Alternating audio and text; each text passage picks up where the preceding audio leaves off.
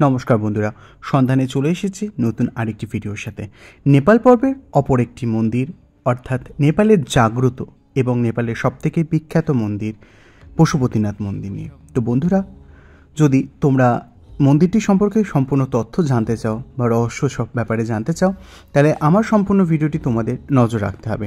এবং ভিডিওটি যদি ভালো লাগে তাহলে চ্যানেলটি সাবস্ক্রাইব করে পাশে থাকা বেল আইকনটি প্রেস করে দিতে হবে এবং পুরনো বন্ধুরা লাইক, কমেন্ট, শেয়ার করতে ভুলো না। তো এবার আমরা জেনে নেব মন্দিরটির কিছু তথ্য। প্রাচীনতম হিন্দু মন্দির এটি, যেটি নির্মাণ কবে হয়েছিল তা নিশ্চিতভাবে জানা যায়নি, কিন্তু নেপাল মাহাত্ম্য এবং হিমখণ্ডের মতে এখানে দেবতা পশুপতি নামে প্রচুর খ্যাতি অর্জন করেছিলেন। পশুপতিনাথ মন্দিরের তৈরি 400 খ্রিস্টাব্দের প্রথম দিকে, এমনটা জানা যায় কিছু তথ্য থেকে। এইখানে কিভাবে অলৌকিক পশুপতিনাথ মন্দিরের জন্ম হয়েছিল তার বর্ণনায় নানা মুনির নানা মত রয়েছে। মন্দিরকে কেন্দ্র করে একটি পৌরাণিক ঘটনার উল্লেখ পাওয়া যায়। একবার শিব ও পার্বতী কাঠমান্ডুর বাগমতী নদীর তীরে ভ্রমণ করতে এসেছিলেন। নদী তীরবর্তী উপত্যকায় প্রাকৃতিক সৌন্দর্যে মুগ্ধ হয়ে হরিণের বেশ ধারণ করে ওই এলাকায় ঘুরে বেড়াতে থাকেন দুজনে।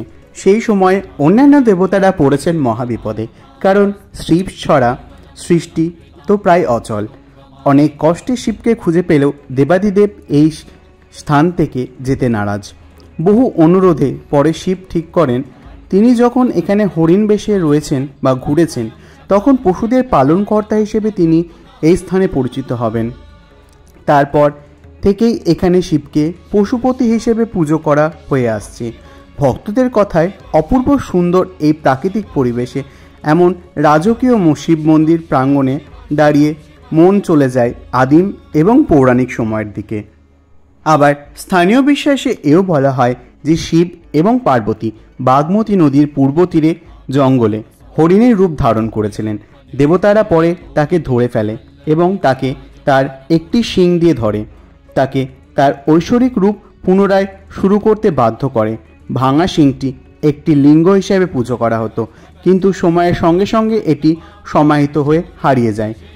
কয়েক শতাব্দী পরে একজন পশুপালক তার একটি গাভীকে নিয়ে আসতে দেখতে পান এবং সেই স্থানে খনন করার পর তিনি পশুপতিনাথের ঐশ্বরিক লিঙ্গ আবিষ্কার করেন, এমনটাই শোনা যায়। আবার প্রাচীন পুরাণ অর্থাৎ প্রাচীন হিন্দু রচনায় এটাও উল্লেখ রয়েছে যে দেবতারা প্রায়শই প্রাণীদের ছদ্মবেশ নিয়ে তাদের মহাজাগতিক কাজগুলি থেকে বিশ্রাম নিতে পৃথিবীতে আসেন। যে পশুপতিনাথ মন্দিরের সামনে যে স্থানটি ছিল, তখন তারা যে হরিণ রূপে বিচরণ করছিলেন, সেই সময় সেই স্থানটি তাদের অত্যন্ত পছন্দ হয়ে যাওয়ার কারণে সেই স্থানে তারা অনন্তকাল কাটাতে চেয়েছিলেন। কিন্তু অন্যান্য দেবতারা তাতে অসন্তুষ্ট হয়ে পৃথিবীতে এসে ভগবানকে যখন রাজি করেছিলেন, তখন ভগবান যেতে রাজি না হওয়ায় ভগবান শিব কৈলাসে ফিরতে তখন অস্বীকার করেন এবং দেবতারা তাতে যুদ্ধের সূত্রপাত শুরু করেন। চাপের কারণে শেষ পর্যন্ত তিনি ফিরতে হয়তো রাজি হয়েছিলেন। সেই সময় হরিণের আকারের যে শিংটি পড়েছিল সেটি কিন্তু 4 টুকরো হয়ে যায়। যেই শিংটি পশুপতিনাথের প্রথম অর্থাৎ চতুর্মুখ লিঙ্গ, 4মুখী লিঙ্গ বলে মনে করা হতো যাকে, যা ভগবান শিবের অনুসারীরা পূজা করত। তৎপুরুষ অর্থাৎ পূর্বমুখ, অঘোরা অর্থাৎ দক্ষিণ মুখ, সদ্যজাতা অর্থাৎ পশ্চিম মুখ এবং বামদেব অর্থাৎ উত্তর মুখ। এই হলো চতুর্মুখ লিঙ্গের 4টি মুখ। কোনো এক সময়ে লিঙ্গাম থেকে অদৃশ্য হয়ে গেছে বলে জানা যায়, যার ফলে তীর্থযাত্রীদের মধ্যে কিন্তু বেশ হইচই দেখা গেছিল। যাই হোক, পরে একটি গাভীকে একটি নির্দিষ্ট জায়গার চারপাশের জমিতে সার দেওয়ার জন্য তার দুধ ঢালতে দেখা গেছে। এটাও বলা হয় যে গাভীটি দিনে অন্য কোনো স্থানে বা অন্য কোনো সময় দুধ দেয়নি, তাই মানুষ রহস্য জানতে ওই এলাকা ঘুরে নিখোঁজ লিঙ্গাম খুঁজে পায়। ভগবান শিব এবং শিবলিঙ্গকে সম্মান জানাতে লিঙ্গের চারপাশে একটি ছোট্ট কাঠের মন্দির তৈরি করা হয়েছিল। মূল মন্দিরের সমাপ্তির পরপর শতাব্দী পশুপতিনাথ কমপ্লেক্সের মধ্যে অতিরিক্ত মন্দিরের নির্মাণের সাক্ষী রয়েছে। কিংবদন্তি অনুসারে পশুপতিনাথ মন্দিরটি মূলত একটি লিঙ্গ আকৃতির দেবালয় ছিল। সুপুষ্প দেব এই স্থানে একটি 5তলা পশুপতিনাথ মন্দির তৈরি করার আগে মন্দিরের পুনরুদ্ধার এবং সংস্কার করা প্রয়োজন সময় জুড়ে। আধুনিক পশুপতিনাথ কমপ্লেক্সের মূল মন্দিরটি 17 শতকের শেষের দিকে পূর্বের মন্দিরটিকে প্রতিস্থাপন করার জন্য তৈরি করা হয়েছিল, যেটি উইপোকা দ্বারা ক্ষতিগ্রস্ত হয়ে গেছিল। মল্ল এবং শাহ রাজবংশ অন্যান্যদের মধ্যে সাইটটির সম্প্রসারণ এবং অলঙ্করণে যথেষ্ট অবদান রেখেছিল।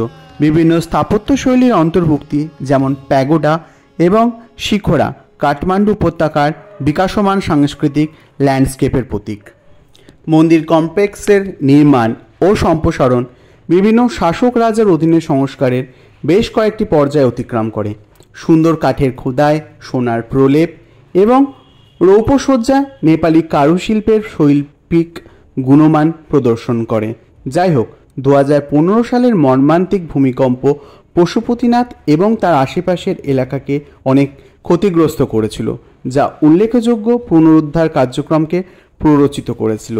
নিম্নলিখিত মেরামতগুলি শুধুমাত্র কাঠামোগত ক্ষতি মেরামত করার লক্ষ্যে নয়, স্মৃতিস্তম্ভের আধ্যাত্মিক পবিত্রতা রক্ষা করার জন্য লক্ষ্য করা হয়েছে, যাতে পশুপতিনাথ নেপালের কেন্দ্রস্থলে সাংস্কৃতিক এবং ধর্মীয় তাৎপর্যের আলোকবর্তিতা হিসেবে রয়ে যায়। এই মন্দিরটি ভক্তদের জন্য সকাল 4টে থেকে সন্ধ্যে 7টা পর্যন্ত খোলা থাকে, তবে পশুপতিনাথ মন্দিরে সকালের অনুষ্ঠান ও দর্শনের জন্য সকাল 5টা থেকে 12টা পর্যন্ত এবং সন্ধ্যা পূজার জন্য বিকেল 5টা থেকে সন্ধ্যে 7টা পর্যন্ত খোলা থাকে। তবে অনেক শিব মন্দিরের মতো ভক্তদের এই মন্দিরের গর্ভগৃহে কিন্তু প্রবেশ করতে দেওয়া হয় না, তবে বাইরের গর্ভগৃহের প্রাঙ্গণে দেখার অনুমতি রয়েছে এই মন্দিরের মূল দেবতাকে। এই মন্দিরে প্রতিদিনের আচার অনুষ্ঠানের সাথে পালিত হয়। এখানে নেপালের জীবন্ত তীর্থস্থান কিন্তু এই পশুপতিনাথ মন্দির, এবং এখানে বিভিন্ন ধরনের গভীর অভিজ্ঞতা রয়েছে। সন্ধ্যায় আরতি অনুষ্ঠান শুরু হওয়ার সাথে সাথে আধ্যাত্মিক পরিবেশ বিস্তৃত হয় চারিপাশে। মন্দিরের চারপাশে যে অনুষ্ঠান হয় তা হলো, আমি এখানে তোমাদেরকে নিম্নলিখিত সময়ের সাথে সাথে নিম্নলিখিত অনুষ্ঠানগুলি তোমাদের জানাচ্ছি। এই মন্দিরের পশ্চিম গেটটি দর্শনার্থীদের জন্য খোলে ভোর 4টের সময় এবং 9:30 থেকে পূজারীরা আসেন। মূল মন্দিরের 4টি দরজা খোলে। সেই সময় প্রভুর মূর্তি স্থান ও পরিষ্কারের প্রক্রিয়া শুরু হয়। সকাল 9:30 থেকে সকাল 11:30 পর্যন্ত ভগবানকে বিশেষ পূজার আয়োজন করা হয় এবং দুপুর 12টা থেকে 12:30 পর্যন্ত এখানে ভগবানকে বাল্যভোগ দেওয়া হয়। দুপুর 1:30টার সময় ভগবান শিবকে মূল ভোগ দেওয়া হয়। দুপুর 2:15 নাগাদ মন্দিরের প্রার্থনার সময় শেষ হয় এবং মূল মন্দিরের দরজাটি 4টি দরজায় কিন্তু বন্ধ হয়ে যায়। সন্ধে 6:45 মন্দিরের দরজা আবার খুলে যায় এবং প্রধান পশুপতিনাথ মন্দিরের সন্ধ্যা আরতি ও জলাভিষেক শুরু হয়।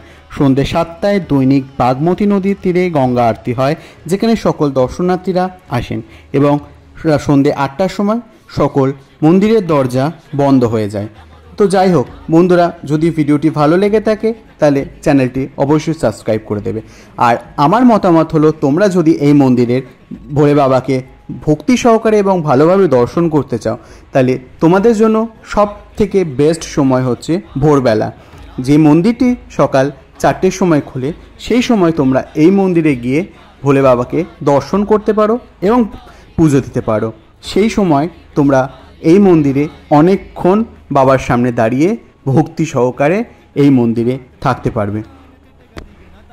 এই মন্দিরে ভোলেনাথ ছাড়াও হনুমান, সূর্যদেব এবং অন্যান্য দেবদেবীর মূর্তিও রয়েছে। তবে বলে রাখি, এই মন্দিরে কোনো রকম ভিডিওগ্রাফি বা ফটোগ্রাফি অ্যালাউ নেই। তো যে কারণে মন্দির বাইরের চত্বরেই আমি যতটুকু পেরেছি তুলে ধরার চেষ্টা করেছি। মন্দিরের ভেতরে যেহেতু মোবাইল অ্যালাউ নেই, তুমি মোবাইল নিয়ে মন্দিরের ভেতরে কিন্তু প্রবেশ করতে পারো, কিন্তু মোবাইল কিন্তু বের করতে পারবে না। তো যাই হোক বন্ধুরা, দেখা হচ্ছে নতুন ভিডিওর সাথে।